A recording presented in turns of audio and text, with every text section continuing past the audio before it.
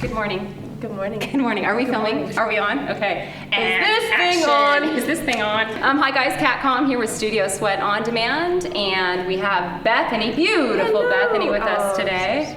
Yes, I'm feeling very sweet this morning. I'm gonna get right to the question of the week. Let's do it. So the question of the week, we actually had a couple of people ask this, and this one is from Doria. You know who you are. Where's she from? I don't know. I think she's from back east or something like that. Sorry, Doria. I'd look it up, but that would take too long.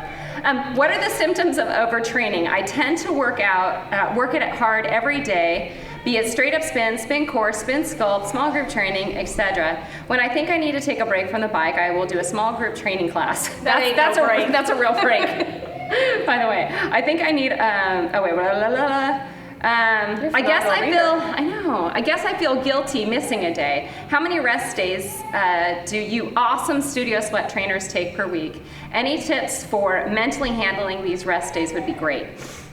All right, go. Let's talk about that. So I'm gonna get right to the rest day question. First of all, you have to listen to your body. So, you know, I say a minimum of 1 day per week should be a rest day. Now, a rest day doesn't have to be a complete rest day. You can still break a sweat with some passive exercise or something like that. I think for people like you, Doria, and those people that want to feel that, it's almost like an adrenaline rush.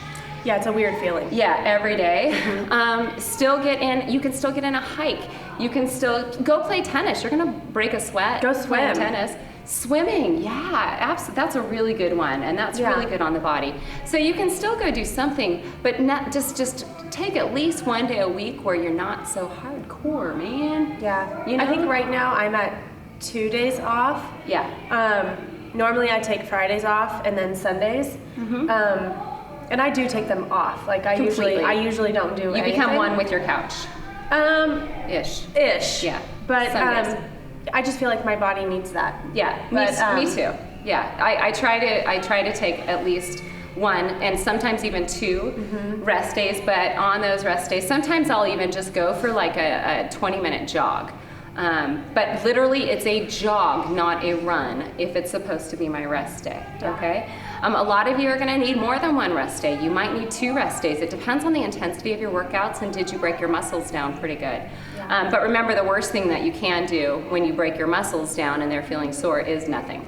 So don't make your rest day. Do not make your rest day right after a hard strength training workout day where your muscles are sore. You want to get your blood pumping for sure on that next day. Just don't make it another strenuous exercise day on that body part that's sore. Yeah, like today I'm super sore from your class yesterday. Thank you very much.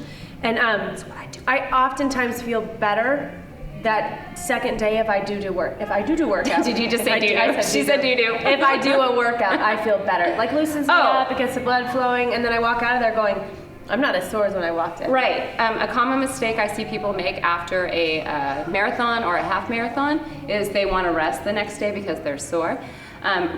The people that actually come in and take a spin class the next day actually seem to heal up a lot quicker. Yeah. So because they got their blood pumping, they got their joints moving again. It doesn't have to be hardcore, but get it moving. Yep. So I hope that answers your question, What are Doria. like a sign of overtraining though? Because I think that was a question too. That was part of the question. Okay, so symptoms of overtraining. Symptoms of overtraining are, and I do have a list that I can look at and read out to you guys, but in general, you are seeing, sometimes you'll experience muscle loss, okay? So Sherry, think about that. So sometimes you'll experience, instead of gains, you'll see decreases in your muscle volume. Absolute sign of overtraining, or your diet is off somehow, okay? So, you know, it's one of those things. Figure out, try to, you know, say, okay, maybe I'm not taking a rest day first. If that works, great. If not, maybe you need to look at your diet. Other things, you're just fatigued, okay? Just general fatigue. I'm gonna go through the list. Repeatedly fail to complete your normal workout. So Sherry, that goes back to what you were saying, but I think it's diet on that. Decreased body mass we talked about. In general, just that you're hitting it hard every day, okay? You shouldn't do that. Also, another thing to look for if you're not making gains as far as what you're able to lift. So let's say that you were lifting 8s, you know, and you want to increase your muscle mass, you should be able to increase that and get up to like 10s, for example, as far as the amount of weight that you're lifting, 10-pound dumbbells versus 8. So you should see gains. not losses. If you can't get through your normal workout that you've been getting through, you're probably overtraining. Another thing is if you feel like you're getting sick more often, your immune system might be breaking down. So that's another symptom of overtraining. What else?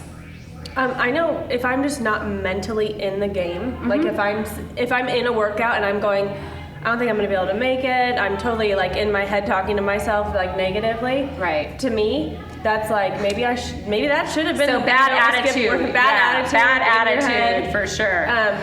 But just I think that's kind of a sign of like maybe you shouldn't be in that workout. Just take that day off. And another thing too is if you feel extremely tired after the workout, meaning just general overall fatigue. If you feel like crap that day after your workout, the next day you might be overtraining. You should have more energy, not less. So hopefully that answers your question, Doria, and those of you that have the same question out there.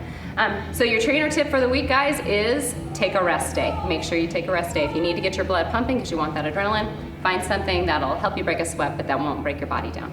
Yeah. Bethers, what are the Studio Sweat On Demand releases coming out?